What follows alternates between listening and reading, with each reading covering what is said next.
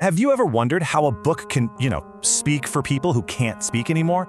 That's exactly what we're looking at today. We're going to dive into this incredible novel by Kang called Human Acts, but we're seeing it through the eyes of a reviewer who found something really powerful inside. So let's get into it and see what they found.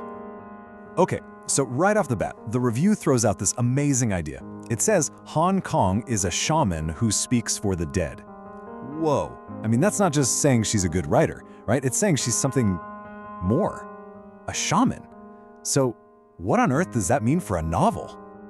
Okay, so here's what the reviewer is getting at. They're comparing her to a shaman who can, channel the feelings of spirits who haven't found peace, their sadness, their anger. So the idea is that Kang isn't just writing a story from her imagination.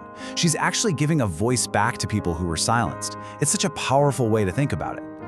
So we're talking about a shaman for the dead. To really get why this idea is so important, we have to look at the history behind the book.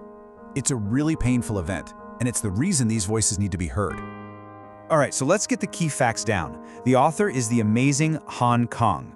The novel is Human Acts, and the subject? Well, it's about a real and tragic event in South Korean history called the Gwangju Uprising.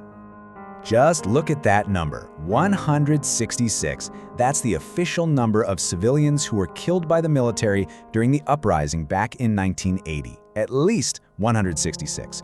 Every single one of them had a story, a voice that was cut short. And that's what this novel is trying to do, to honor them. You can just feel that the story comes from a place of deep, deep pain.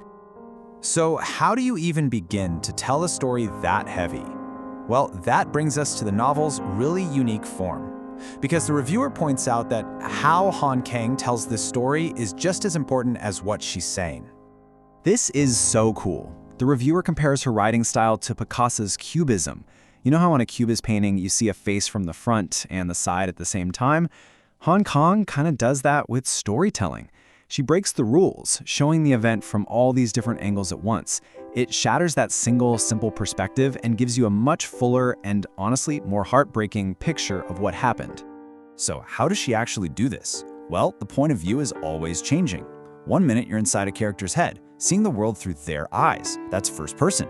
Then, bam, the story starts talking directly to you. It says you did this or you felt that. It literally puts you in the scene.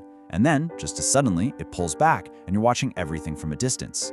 The reviewer points out that this isn't just a clever trick. It's meant to feel like trauma itself, how memories can be so fragmented and confusing. It's like one soul is jumping between bodies, trying to piece everything together. And the effect of all this? Well, it gets us right to the heart of trauma. It's all about showing just how deep and complicated it really is. The reviewer zooms in on one character, Yoon-suk, to show us how this works. She's a perfect example of how trauma leaves these really complex, lasting wounds on a person.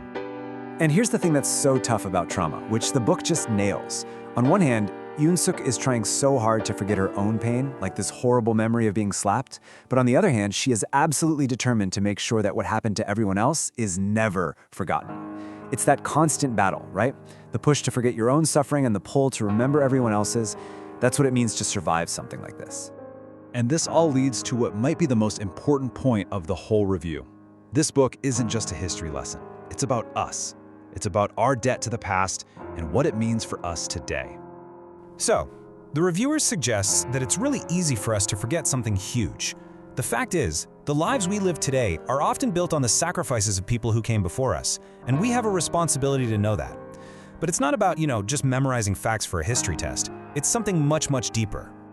And this line from the review just says it all perfectly. It's about our responsibility to engrave their weight in our hearts. Wow. It's not enough to just know what happened. We have to feel it. The book is basically a bridge that connects our hearts to the past. So, we're left with this big question, aren't we? What is our responsibility to the voices of the past? Because a book like Human Acts isn't just a story. It's a challenge. It's asking us, are you listening? It's asking us what we owe to the people who came before. And that's a question that sticks with you long after you've finished reading.